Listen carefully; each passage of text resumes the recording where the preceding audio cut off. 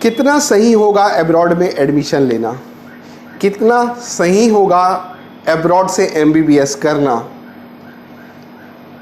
Result आने के पहले किन चीज़ों को रखना चाहिए ध्यान, किन तैयारियों के साथ हमें रहना चाहिए रिजल्ट आने के पहले, आइए जानते हैं इस वीडियो में। नमस्कार दोस्तों, स्वागत है आप सबका मेरे यूट्यूब चैनल पर। मैं हूं डॉक्टर छाबड़ा।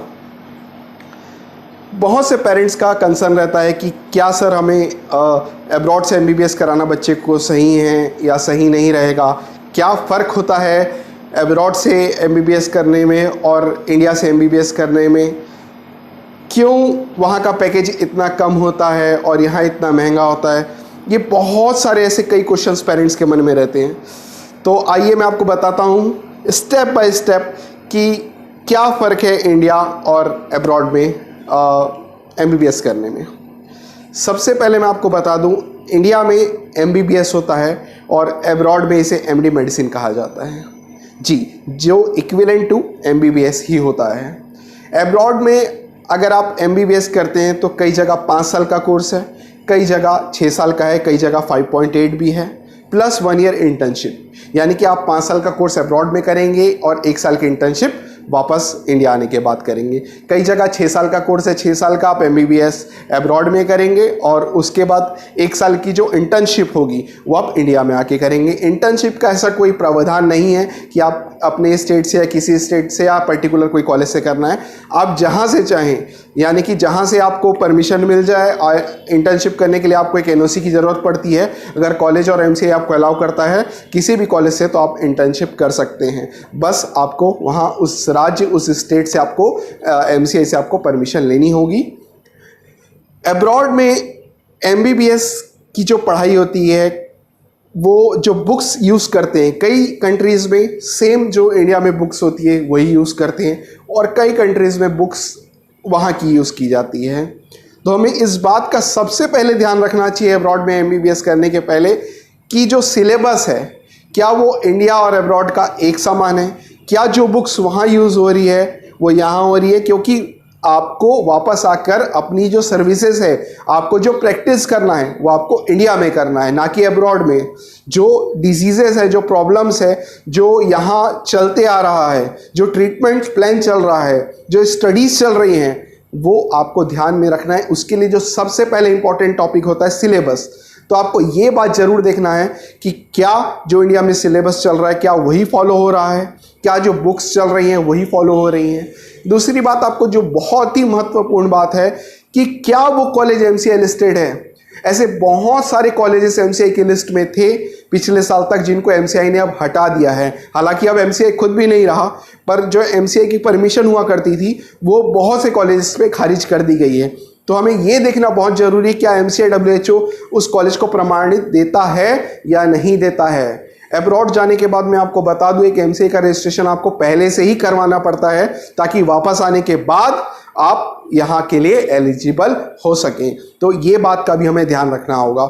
तीसरी बात, बहुत सारे कंसल्टेंट्स ऐसे हैं जो पैकेज कुछ और बताते हैं और वहाँ जाने के बाद चीज़ें पूरी बदल जाती है।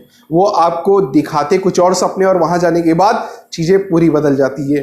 तो ये चीज़ आपको ध्यान रखना होगा कि जो कंसल्टेंट आपसे प्रॉमिस कर रहा है, जो वादा कर रहा है, क्या वो वहाँ पर सच में है बस या हवाई बातें हैं। तो आपको उस यूनिवर्सिटी के बारे में डीपली स्टडी करनी होगी।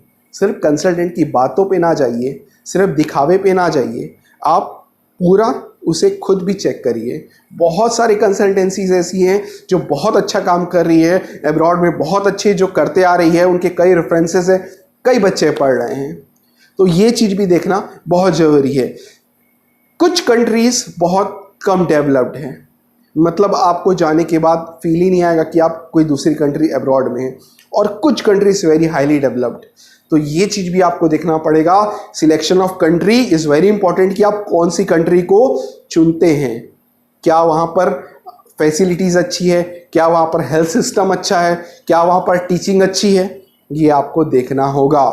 आप किसी भी कंट्रीज़ में जा रहे हैं, कहीं पर भी किसी भी यूनिवर्सिटी में एडमिशन ले रहे हैं, तो अपने कंसल्टेंट से पूछिए कि वो आपको रेफरेंस दे, वहाँ के स्टूडेंट से बात करिए, यूनिवर्सिटी के बारे में और ज़्यादा से ज़्यादा जानकारी लेने की कोशिश करिए। तो ये सारी चीज़ें आपको देखनी ही होंगी कि आप MBBS अगर अब्रॉड में करने जा रहे हैं तो क्या और कितना जेन्युइन और कितनी अच्छी यूनिवर्सिटीज़ है। देखिए मैं आपको बता दूं, ऐसी बहुत सी अच्छी यूनिवर्सिटीज़ भी है और बहुत सी वाहियात यूनिवर्सिटीज़ भी है, बहुत सारी ख़राब यूनिवर्सिटीज़ भी हैं जहाँ पर आप अगर पढ़ के आ जाएंगे तो यहाँ आने के बाद आपकी लाइफ में कुछ रह नहीं जाता है। तो ये चीज़ आपको हमेशा ध्यान रखना होगा कि आप कौन सी यूनिवर्सिटी से कर रहे हैं। Choice of university is very important in case of MBBS in abroad. लोग ये मुझसे हमेशा पूछते हैं कि सर बच्चे पढ़ के आ जाते हैं और उसके बाद उनका जो MCA का स्कोर होता है वो काफ़ी कम होता है। तो मैं आपको बता दूं, मतलब MCA पासिंग स्कोर जो होता है वो काफ़ी कम होता है, बहुत से बच्चे पढ़ नहीं पाते हैं। ऐसे कई बच्चे हैं जो MBBS करके आ चुके हैं बट MCA का एग्ज़ाम क्लियर नहीं कर पा रहे, जो कि इंडिया में फॉरेन मेडिकल एग्ज़ाम होता है। तो मैं आपको बता दूं कि ये बातें पहले की थी। पहले AIPMT एग्ज़ाम हुआ करता था, स्टेट गवर्नमेंट का एग्ज़ाम हुआ करता था। उस वक्त ऐसी कोई बाध्यता नहीं थी, ऐसी कोई एलिजिबिलिटी नहीं थी कि आपको इस एग्ज़ाम को पास करने के बाद ही आपको अब्रॉड में एडमिशन मिलेगा। जी ऐसी कुछ भी नहीं था।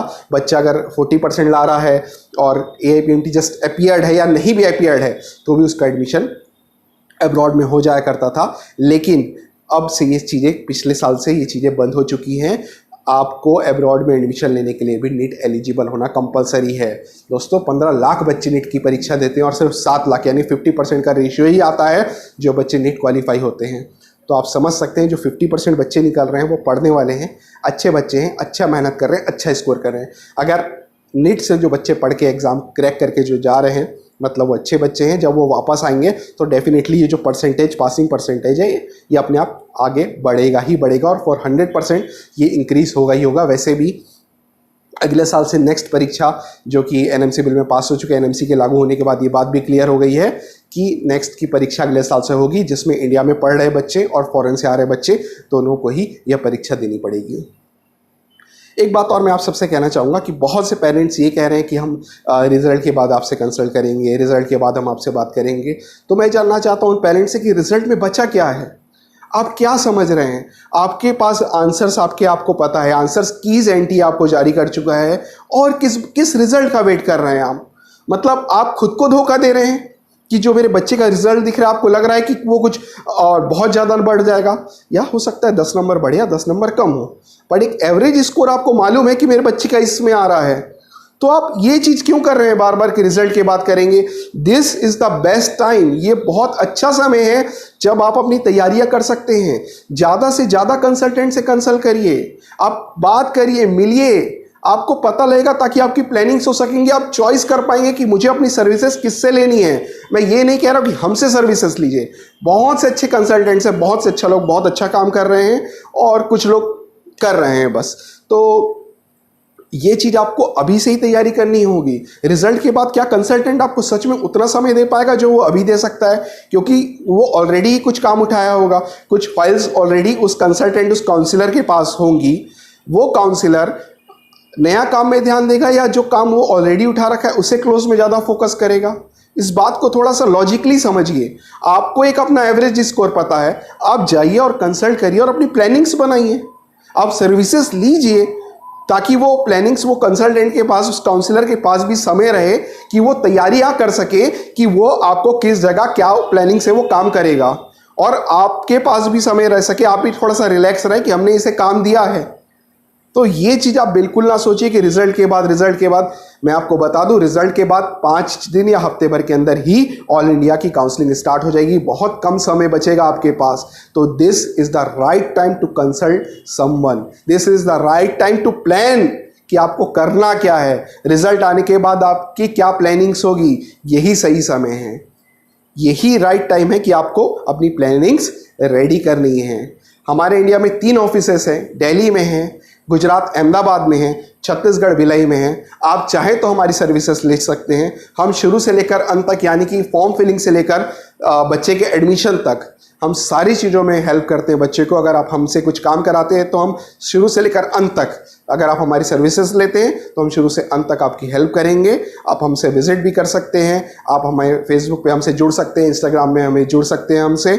आप यूट्यूब के थ्रू मेरे नंबर्स नीचे दिए हुए हैं, आप हमें सब्सक्राइब कर सकते हैं। आप मुझे डायरेक्ट कॉल कर सकते हैं, आप आके ऑफिस में मुझसे मिल भी सकते हैं। मैं लगभग 3 ऑफिस में रोटेशन पे रहता हूं, तो आप मुझसे चाहें तो डायरेक्ट अपॉइंटमेंट भी ले सकते हैं। जो नीचे नंबर आपको दिख रहा है वो मेरा पर्सनल नंबर है, आप मुझे डायरेक्ट कॉल कर सकते हैं। लेकिन मैं आपसे फिर से ही कहूँगा कि अगर आपके नंबर आपको लगभग पता चल चुके हैं तो ज़रूरी नहीं, मुझसे नहीं, किसी और से ही सही, बट काउंसलिंग सर्विसेज ले लीजिए। मैं हमेशा अपने वीडियो में कहता हूं कि कंसल्टेंट पास अगर आप काउंसलर पास जाएंगे तो उसका एक एक्सपीरियंस आपके साथ जुड़ेगा, आपके साथ काम आएगा, उसका एक अनुभव आपके साथ जुड़ेगा और वो आपके पैसे, समय और अच्छी जगह, ये तीनों ही चीज़ आपको वो हेल्प करेगा। अगर मेरा वीडियो अच्छा लगा तो बिल्कुल आप लाइक करिए और ऐसे ही वीडियो के लिए मेरे चैनल को सब्सक्राइब करिए। धन्यवाद।